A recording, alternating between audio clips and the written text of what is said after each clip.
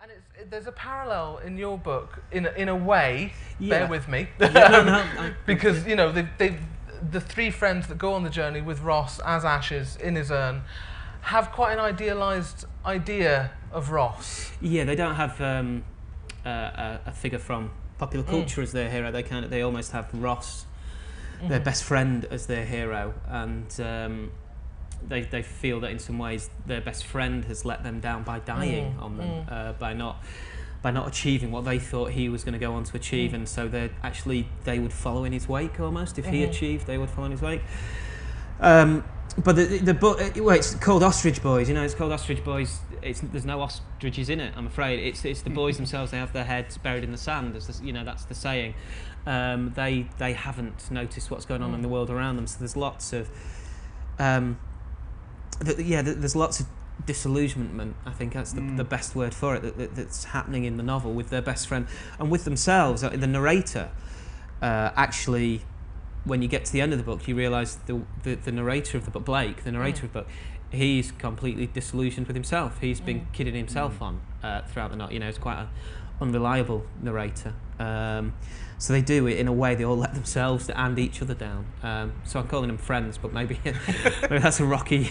I think friends, but that's the point. Is that you're friends with people regardless of what their faults might be, and you've both got sort of friend characters for your narrators in the book who are less than reliable, and less than someone that, you know, that dawning realization that perhaps they might not be someone that you want to spend that amount of time with, or they are at least going down a different path. I think you're very generous to Cain throughout this book, I have to say, because there were points where I was really getting very angry with him indeed. He goes down a completely different route, and it is through the need to have experience. They're often really negative experiences. Yes, and sort of an you addictive. do want to shake him at points. Yeah. Yeah, kind of an addictive personality type thing, and so hence he sort of the issues with alcohol and things that increase and reveal themselves in sometimes subtle ways at first is an extension of that, I think. And I think that's a really interesting side of friendship, that you often have two friends where one is the alpha male or the alpha female of that friendship, and the other one is, and almost the alpha male needs to have a bit of worship from the second person in that relationship, and that, I find that very interesting. It's a codependency. It is, absolutely, it's very rare to get equal friends, I think. You know, there's and I try not so much in this book, but I quite like that idea to explore. You know? And it shifts quite a lot with the balance in the friendship. I think shifts in quite subtle ways throughout both books as well. It's not a constant thing at all. Which sort of sideways brings me on to the big topic that we haven't talked about so far. These books are about young men, and they are about young men going out and finding their place in the world. There are female characters. Hooray! There are girls in the book. Sometimes, as a woman and a girl reading the book, you think, oh my God, if a boy said that to me, I'd never talk to him again, I'd tell him where to go. The girls in the book are very, very, very different from the boys, and in both books they seem at times a lot more together, and a lot more, I mean, maybe I'm just interpreting here on behalf of womankind, they seem a lot more together, and they seem sometimes a lot more in control and capable of making more sensible decisions. Is that, I mean, fair characterisation? And was that a deliberate choice? I think that is fair.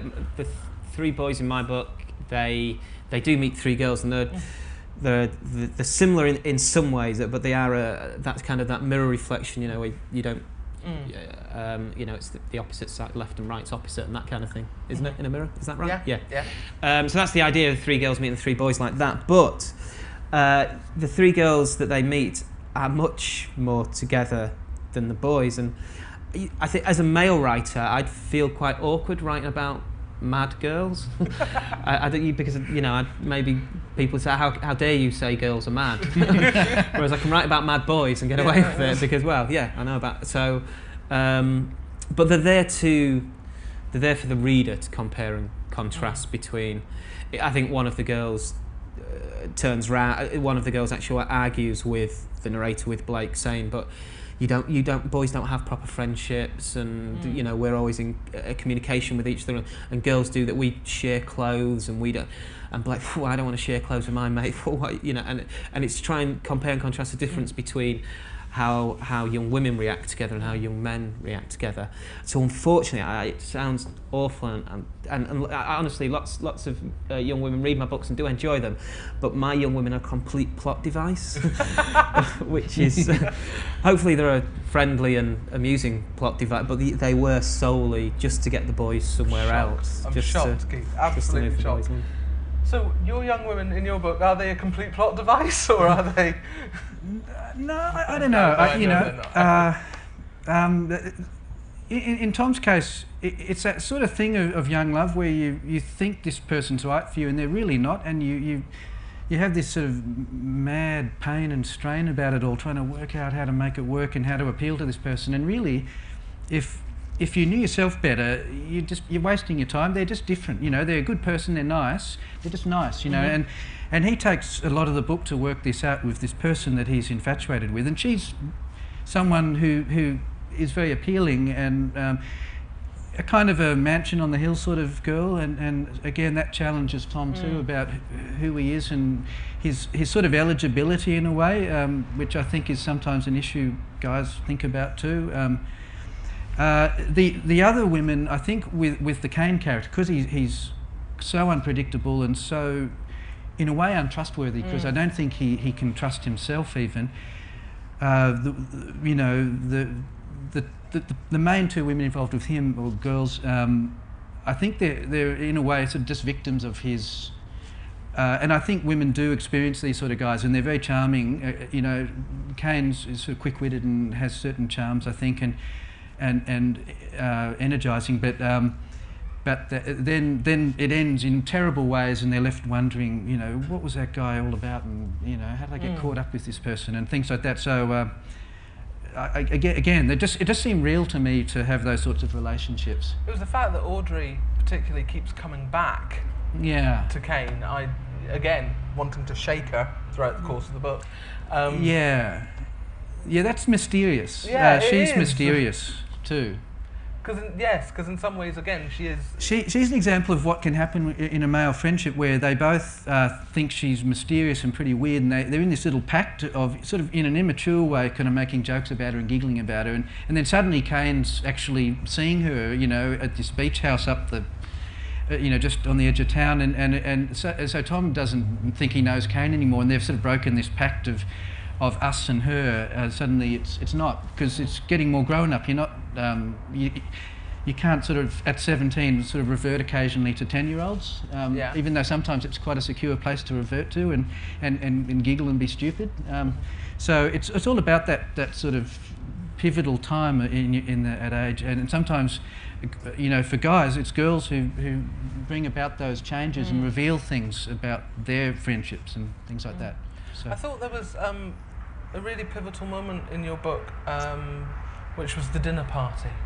You know, suddenly the group of friends that Tom's part of and Cain are part of have started having dinner parties. Yeah. And you know, everybody sits around and talks very seriously about stuff. Yeah.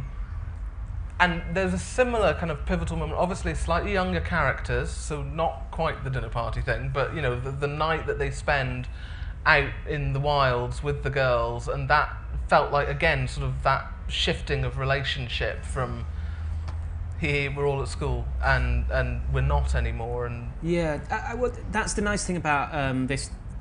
I mean, it's cliche, the road movie, road trip kind of thing, you know, seen it 100,000 times before. What's so great about a road trip is you can build in those kind of pivotal points, because there's the physicality of the journey, so they're moving from place to place physically, but they're going to be moving from place to place in their heads. So you can put in these different situations that they wouldn't encounter at home. There's the bungee jump, there's meeting the girls, there's the haunted, haunted cottage that they stay in with the girls, and when they steal the motorbikes, there's lots of little points. But I think for Ostrich Boys, the big pivotal moment, which unfortunately upsets some readers, the big pivotal moment comes on pretty much on the last page, and then the book finishes. So it's kind of, I take them all the way up to the top, but I don't quite push the characters over the edge to find out how they deal with it. I kind of push them right up to the biggest pivotal moment. I kind of leave it to the readers to sort that out for themselves. You do something very, very similar in some respects. You know, the big moment is the scaling of the Sydney Harbour Bridge, and Tom's starting to get a sense of where he is in the world, and then you leave us. We have no idea where he goes. Well, I think that's life. You know, the idea that you do suddenly solve all these things at a young age, the idea that you do even within the span of a full lifetime is, well, I think I'm learning is quite unrealistic. You know, you've solved things as you go along, and you hopefully accumulate insights that help you engage with reality better and better, like real reality, not all your crazy ideas. And so I think he just reaches a point where he's made progress from all these setbacks, and he literally has perspective. From that point of view, he gets sort of some sort of spatial arrangement of his life, because he can sort of see where people live, and that seems to help him. And it also, there's a sort of a kind of almost metaphysical experience, you know. So it's a kind of a spiritual quality to that experience too. It's kind of all the effort to get there, and suddenly there's sort of a, you know, that sort of bolt of lightning awareness comes for a moment, and that'll equip him. He'll climb back down the bridge. He'll still have a lot of crazy things going on in his head, but that'll equip him to deal with those better. Definitely. Yeah. Definitely. I think maybe we've not included answers in the books because we haven't got it sussed yet ourselves. Yeah, I think so. Who'd know the answer to that? I don't know if anyone does. It's maybe